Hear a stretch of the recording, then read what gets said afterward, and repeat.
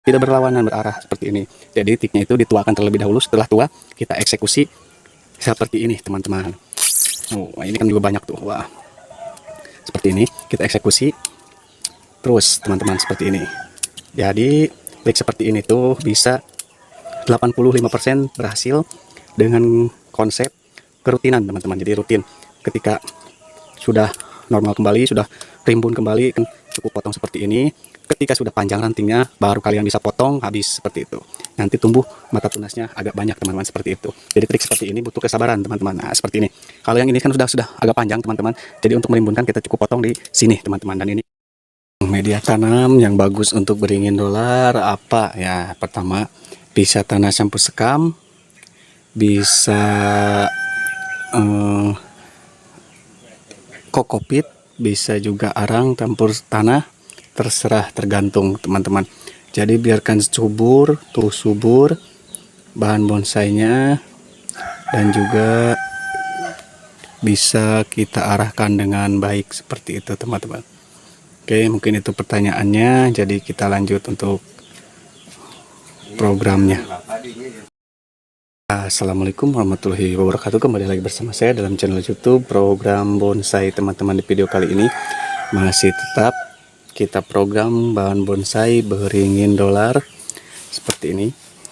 Ini program yang kemarin dirimbunkan, hasilnya seperti ini, kalian bisa lihat rimbun sekali teman-teman. Meskipun yang bawah belum ada pergerakan rimbun, tapi yang atas sudah rimbun karena kan kemarin disisakan yang atas ya kan. Ya, di program yang atas. Nah, sekarang kita biarkan yang bawah ini. Kenapa saya biarkan? Karena ini untuk memperbesar batang bagian bawah. Ini batang bagian bawah. Jadi kita fokus ke yang atas terlebih dahulu teman-teman. Untuk itu jangan lupa like dulu, subscribe dulu, aktifkan juga tanda loncengnya. Salam satu hobi. Step pertama, kita bersihkan dulu gulmanya teman-teman, seperti ini. Kita hilangkan rumput-rumput liarnya. Ini supaya apa? Supaya bahan bonsainya terlihat bersih dan tidak terganggu. Kadar air di tanah tidak terserap habis oleh rumput liar seperti ini. Jadi kita hilangkan terlebih dahulu. Setelah kita hilangkan, saya skip dulu ya. Saya hilangkan dulu rumput-rumput liar ya teman-teman. Tetap stay, tetap eksis. Oke teman-teman, tanpa basa-basi kita langsung saja eksekusi bahan bonsainya teman-teman. Jadi kita lihat perantingannya. Step pertama kita pemilihan seleksi cabang teman-teman. Ini supaya agar tetap rimbun, kalian bisa lihat ini titik cabang yang ini kita hilangkan teman-teman. Jadi konsepnya ini kita rimbunkan seperti ini, dipotongnya, tapi dari titik paling sisa kita rimbunkan. Nah, ini kan beda dahan teman-teman. Ini ada dahan yang ini dan yang ini kita hilangkan seperti ini. Yang satunya lagi kita biarkan teman-teman. Jadi ini supaya tambah rimbun lagi dan tambah berkarakter. Nah, yang bawah kita biarkan ini supaya tambah membesar teman-teman. Ini bisa kita biarkan supaya tambah membesar karena apa? Karena ini butuh keseimbangan teman-teman. Jadi atas sudah siap, tinggal bawah teman-teman, seperti itu. Kita biarkan ini sampai menjulur besar untuk step selanjutnya, seperti itu teman-teman. Selanjutnya kita seleksi potong daunnya, setengah daun seperti ini teman-teman. Kenapa saya potong setengah daun? Karena supaya daun-daun ini cepat berguguran dan menimbulkan ranting-ranting baru teman-teman, seperti itu. Jadi jika ada yang bertanya kenapa dipotong setengah daun, nah jawaban saya seperti itu teman-teman. Jadi ketika daun ini berguguran, timbul mata tunas, dia langsung tumbuh mata tunas karena daunnya itu terbilang tua teman-teman, seperti itu. Jadi ini triknya itu dipercepat tua di daun, jadi proses rimbunnya itu lebih cepat. Beda dengan halnya dipotong ranting teman-teman. Kalau dipotong ranting itu bisa langsung juga tumbuh mata tunas, tapi ada kemungkinan mati dulu lebih dahulu, seperti ini teman-teman, tuh mati nanti tumbuh mata tunas ya, seperti itu. Makanya kita akali dengan apa penuaan daun terlebih dahulu, teman-teman, seperti itu. Jadi kalau mata tunas kita biarkan supaya tidak mati ranting, jadi kita akali dengan penuaan terlebih dahulu seperti itu. Nah, seperti ini teman-teman.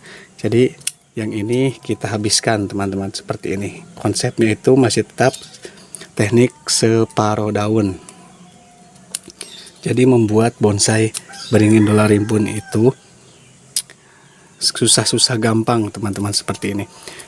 Kalau beda cerita dengan kalau pohonnya itu besar, teman-teman. Kalau pohonnya besar, ketika seperti bonsai-bonsai taman, kalian cukup pangkas habis tanpa berarahan, tanpa alur, yang penting terlihat daunnya seperti di sini banyak, di sini banyak, di sini banyak. Nah, bisa saja, teman-teman, asal dengan satu syarat, pohonnya itu besar, teman-teman, seperti itu.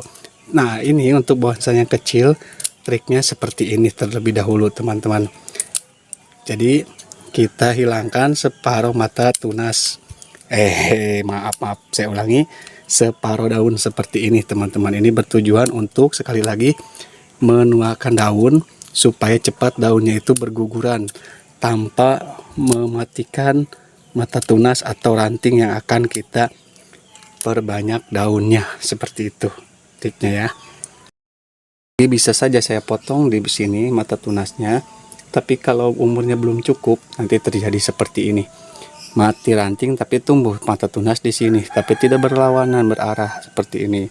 Jadi triknya itu dituakan terlebih dahulu, setelah tua kita eksekusi seperti ini, teman-teman. Ini kan juga banyak tuh. Wah, seperti ini kita eksekusi terus, teman-teman, seperti ini. Jadi trik seperti ini tuh bisa 85% berhasil dengan konsep kerutinan, teman-teman. Jadi rutin, ketika sudah normal kembali, sudah rimbun kembali, kan cukup potong seperti ini. Ketika sudah panjang rantingnya, baru kalian bisa potong habis seperti itu. Nanti tumbuh mata tunasnya agak banyak, teman-teman, seperti itu. Jadi trik seperti ini butuh kesabaran, teman-teman. Nah, seperti ini. Kalau yang ini kan sudah agak panjang, teman-teman. Jadi untuk merimbunkan kita cukup potong di sini, teman-teman. Dan ini kita akan stek. Cara steknya nanti kita akan praktekkan, teman-teman. Cara stek beringin dolar sekaligus supaya tetap tumbuh subur, kita akan praktekkan seperti ini. Kita habiskan terlebih dahulu ini ya. Kita fokus dulu ke perimbunan dulu supaya bahan bonsai ini terlihat lebih berkarakter dengan gaya rimbunnya, meskipun bahan bonsai dolarnya masih kecil untuk bonsai-bonsai yang kecil seperti ini, teman-teman. Jadi triknya itu potong setengah daun seperti ini dan hilangkan juga semuanya, teman-teman, seperti ini.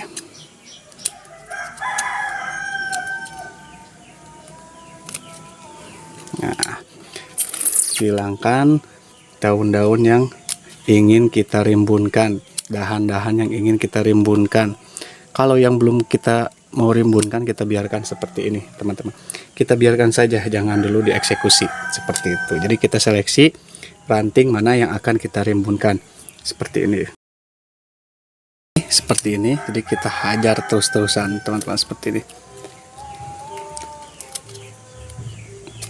Nah, mana yang kemudian dirimbunkan kita hajar. Yang ini hajar juga, teman-teman, seperti ini. Yang penting intinya itu daunnya itu terluka, teman-teman. Jadi ketika daun terluka, dia akan cepat tua dan cepat berguguran. Nanti daun dengan mata tunas yang baru, itu konsepnya, teman-teman.